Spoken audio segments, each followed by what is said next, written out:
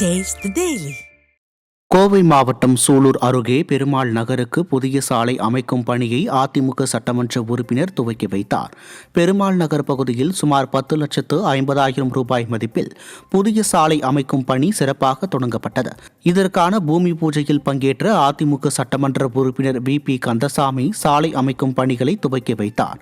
இந்நிகழ்வில் கழக நிர்வாகிகள் பலரும் உடனிருந்தனர். கடலூர் மாவட்டம் விருத்தாச்சலம் அருகே சாலையோரத்தில் இருந்த ஆலமரம் சாலையின் குறுக்கே விழுந்ததில் சிக்கி முதியவர் உயிரிழந்தார். கள்ளக்குறிச்சி மாவட்டத்தை சேர்ந்த விநாயகம் என்பவர் கீரை வியாபாரம் செய்வதற்காக இருசக்கர வாகனத்தின் மூலம் உளுந்தூர்பேட்டை நோக்கி சென்று கொண்டிருந்தார். அப்போது திடீரென சாலையோரத்தில் இருந்த மரம் முறிந்து அவர் மீது விழுந்ததில் பலத்த காயம் ஏற்பட்டு உயிரிழந்தார். திருவள்ளூர் மாவட்டம் திருத்தணி பகுதியில் திமுக அமைச்சர்களின் வருகைக்காக இரவு நேரங்களில் சாலையை சுத்தம் செய்யும் பணியில் முதியவர்களை ஈடுபடுத்தி வருவது அதிர்ச்சியை ஏற்படுத்தியுள்ளது. சென்னை திருப்பதி நெடுஞ்சாலையின் இரு பக்கங்களிலும் உள்ள மணலை 300க்கும் மேற்பட்ட வயதான பணியாளர்களை உரிய பாதுகாப்பு உபகரணங்கள் கூட அளிக்காமல் நெடுஞ்சாலைத்துறையினர் சுத்தம் செய்யும் பணியில் ஈடுபடுத்தினர். அமைச்சர்கள் வருவதால் அவசரமாக பணிகளை மேற்கொள்ளும் நெடுஞ்சாலைத்துறை அதிகாரிகள் மக்கள் நலனிலும் அக்கறை காட்ட வேண்டும் என பொதுமக்கள் கோரிக்கை விடுக்கின்றனர். திருப்பத்தூர் மாவட்டம் ஆம்பூர் அருகே லாரி டிராக்டர் மோதிக்கொண்ட விபத்தில் 1 லட்சம் ரூபாய் மதிப்பிலான பொருட்கள் சேதமடைந்தது. சென்னை பெங்களூரு தேசிய நெடுஞ்சாலையில் உள்ள மின்னூர் பகுதியில் டிராக்டர் மீது பின்னால் வேகமாக வந்த சரக்கு லாரி கட்டுப்பாட்டை இழந்து மோதியது. இதனால் டிராக்டர் அப்பகுதியில் உள்ள குளிர்பான கடைக்குள் புகுந்தது. இதனால் கடைக்குள் இருந்த குளிரூட்டும் பெட்டி உள்ளிட்ட பொருட்கள் மற்றும் அப்பகுதியில் இருந்த மின்கம்பம் சேதமடைந்தது. நல்வாய்ப்பாக உயிர் சேதம் எதுவும் ஏற்படவில்லை. இந்த விபத்து சம்பவம் அப்பகுதியில் பரபரப்பை ஏற்படுத்தியுள்ளது. கடலூர் மாவட்டம் நெற்குணம் கிராமத்திலிருந்து எறும்பூர் கிராமம் வரை செல்லும் சாலையை சீரமைக்க கோரி பள்ளிக்கல்லூரி மாணவர்கள் உட்பட பலரும் கோரிக்கை விடுத்தனர். நெற்குணம் கிராம மக்களின் பல்வேறு பயன்பாட்டுக்கான முக்கிய சாலையாக சுமார் 4 கிலோமீட்டர் தூரத்துக்கு ஏரிக்கரை வழியாக செல்லும் இந்த சாலை உள்ளது. இதுகுறித்து கிராம மக்கள் கோரிக்கை வைத்து புவனகிரி வட்டார வளர்ச்சி அதிகாரிகள் புறக்கணித்து வருவதாக கூறப்படுகிறது. நிர்வாக திறனற்ற ஸ்டாலின் அரசின் வட்டார வளர்ச்சி அதிகாரிகள் இனியும் காலதாமதம் செய்யாமல் சாலையை சீரமைக்க வேண்டும் என நெற்குணம் கிராம மக்கள் மீண்டும் கோரிக்கை வைத்துள்ளனர்.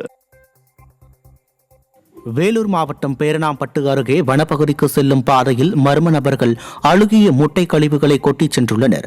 இருக்கம்பட்டு கிராமத்தில் வனப்பகுதிக்கு செல்லும் சாலையில் மர்ம நபர்கள் இரவு நேரங்களில் ஆயிரக்கணக்கான அழுகிய முட்டைகளை கொட்டிவிட்டு செல்கின்றனர். இதன் காரணமாக துர்நாற்றம் ஏற்படுவதால் சுகாதார சீர்கேடு ஏற்படும் அபாயம் உள்ளதாக அப்பகுதி மக்கள் அச்சமடைந்துள்ளனர். எனவே அழுகிய முட்டைகளை கொட்டுபவர்களை வனத்துறையினர் கண்டறிந்து அவர்கள் மீது நடவடிக்கை எடுக்க வேண்டும் என மக்கள் வலியுறுத்தியுள்ளனர். கோவை மாவட்டம் ஜமீன் ஊத்துக்குழியில் இருந்து கருமாபுரம் கிராமத்திற்கு செல்லும் சாலையில் குடிநீர் குழாய் பதிக்க குழி தோண்டப்பட்டு இருப்பதன் காரணமாக பேருந்து போக்குவரத்து நிறுத்தப்பட்டதால் பொதுமக்கள் அவதியடைந்து வருகின்றனர். இப்பகுதியில் செயல்பட்டு வரும் அரசு மேல்நிலைப் பள்ளிக்கு செல்லும் மாணவ மாணவிகள் தினமும் 6 கிலோமீட்டர் நடக்க வேண்டிய அவலநிலை ஏற்பட்டுள்ளது. எனவே சாலையில் தோண்டப்பட்டுள்ள பள்ளத்தை விரைவில் மூட அரசு நடவடிக்கை எடுக்க வேண்டும் என பொதுமக்கள் வலியுறுத்தியுள்ளனர். ஸ்கூல் பிள்ளைங்க ஒரு 30 குழந்தைங்க ஊத்துக்குழி ஸ்கூலுக்கு போயிட்டுருக்குறாங்க. போகிறக்கு வரக்கு சிரமமாக இருக்குதுங்க. ஆனால் வயசு பிள்ளையெல்லாம் போய் வரக்கு சிரமமாக இருக்குதுங்க. எல்லாம் குடிச்சிட்டு உட்காந்துட்டு எல்லாம் விளையாண்டுருக்குறாங்க. அதனால போய் வர சிரமமாக இருக்குதுங்க. எங்களுக்கு பஸ்ஸு கொஞ்சம் சீக்கிரமாக விட்டிங்கன்னா தேவையில்லைங்க. நம்ம அந்த குழியை தோண்டி விட்டு 2 வாரம் ஆச்சுங்க. ஆனால் இன்னும் மூடலைங்க. கொஞ்சம் மூடி கொடுத்தாங்கன்னா கொஞ்சம் சௌகரியமாக இருக்குங்க எங்களுக்கு. ராணிப்பேட்டை அடுத்த சிப்காட்டில் மெத்தை மற்றும் தலையணை தயார் செய்யும் பஞ்சு ஆலையில் பயங்கர தீ விபத்து ஏற்பட்டது. சிப்காட் பேஸ் 1 பகுதியில் மெத்தை, தலையணை, சோஃபா உள்ளிட்ட பொருட்கள் தயாரிக்க தேவைப்படும் ஃபோம் தயார் செய்யப்படுகிறது. இந்த தொழிற்சாலையில் திடீர் தீ விபத்து ஏற்பட்டு கொழுந்துவிட்டு எரிந்த நிலையில் தகவல் அறிந்து சென்ற தீயணைப்பு துறையினர் தண்ணீரை பீச்சி அடித்து தீயை அணைத்தனர். இந்த தீ விபத்தில் பல லட்சம் ரூபாய் மதிப்பிலான ஃபோம் எரிந்து நாசமானது.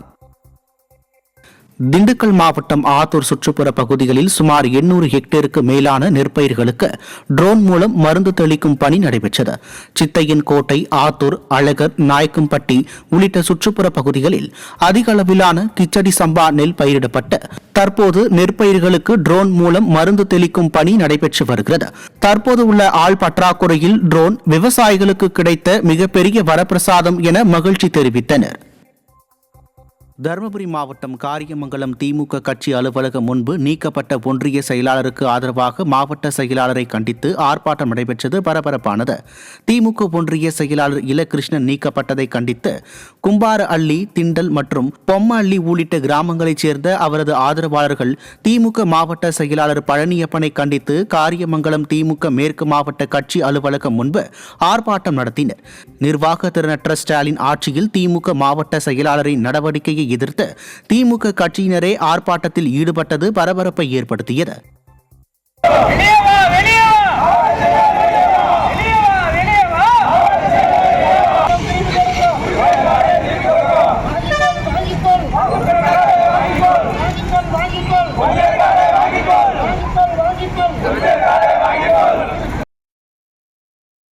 கோவை மாநகராட்சிக்கு உட்பட்ட சுப்பிரமணியம் பாளையத்தில் குடியிருப்பு பகுதியில் அமைக்கப்பட்டுள்ள பொது கழிப்பிடத்தை வேறு இடத்தில் கட்ட வலியுறுத்தி அப்பகுதி மக்கள் ஆர்ப்பாட்டம் நடத்தினர். சுப்பிரமணியம் பாளையம், பாலாஜி கார்டன் விரிவு மற்றும் ராகவேந்திரா அவென்யூ பகுதியில் ஏற்கனவே இருந்த ஆண்கள் பொது கழிப்பிடம் பழுதடைந்ததால் அதனை இடித்துவிட்டு புதிதாக ஆண்கள் கழிப்பிடம் கட்ட நடவடிக்கை எடுக்கப்பட்டு வருகிறது. இந்நிலையில் ஏற்கனவே இங்கிருந்த கழிப்பிடத்திற்கு வந்த ஆண்கள் அநாகரிகமாக நடந்து கொண்டதாகவும் இதுகுறித்து முறையிட்டும் ஸ்டாலின் அரசு அதிகாரிகள் நடவடிக்கை எடுக்கவில்லை என்று குற்றம் சாட்டி கழிப்பிடத்தை மாற்ற வேண்டும் என்று வேண்டுகோள் விடுத்தனர். நீலகிரி மாவட்டம் பந்தலூர் அருகே காட்டு யானை தாக்கியதில் பெண்கள் இருவர் படுகாயமடைந்தனர். தேயிலை தோட்டத்திற்கு பணிக்கு சென்ற பார்வதி, மாலு ஆகிய இருவரையும் விரட்டிச் சென்ற காட்டு யானை அவர்களை தாக்கியதாக கூறப்படுகிறது. இதில் படுகாயமடைந்த பெண்கள் இருவரும் பந்தலூர் அரசு மருத்துவமனையில் சிகிச்சை பெற்று வருகின்றனர். தேயிலை தோட்டங்களில் தொடர்ந்து காட்டு யானைகள் நடமாட்டத்தால் தொழிலாளர்கள் மிகுந்த அச்சம் அடைந்துள்ள நிலையில் தொழிலாளர்களின் பாதுகாப்பை உறுதி செய்ய வனத்துறையினர் காட்டு யானைகளை விரட்ட வேண்டும் என தேயிலை தோட்ட தொழிலாளர்கள் கோரிக்கை விடுத்துள்ளனர்.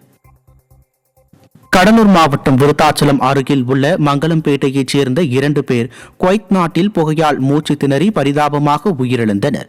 உயிரிழந்த முகமது யாசின், முகமது ஜுனைத், திருவண்ணாமலையைச் சேர்ந்த கவுஸ் பாஷா மற்றும் ஊபியைச் சேர்ந்த ஒரு நபர் ஆகியோர் தங்கியிருந்த அறையில் தீ மூட்டி குளிர்காய்ந்து உள்ளனர். பின்னர் அப்படியே தூங்கிவிட்டதால் புகை பரவி மூச்சு திணறல் ஏற்பட்டதில் உயிரிழப்பு ஏற்பட்டது. திருவண்ணாமலையைச் சேர்ந்த கவுஸ் பாஷா ஆபத்தான நிலையில் மருத்துவமனையில் அனுமதிக்கப்பட்டுள்ளார். உயிரிழந்த அவர்களின் குடும்பத்திற்கு ஸ்டாலின் அரசு நிவாரணம் வழங்க வேண்டும் என்று கோரிக்கை எழுந்துள்ளது.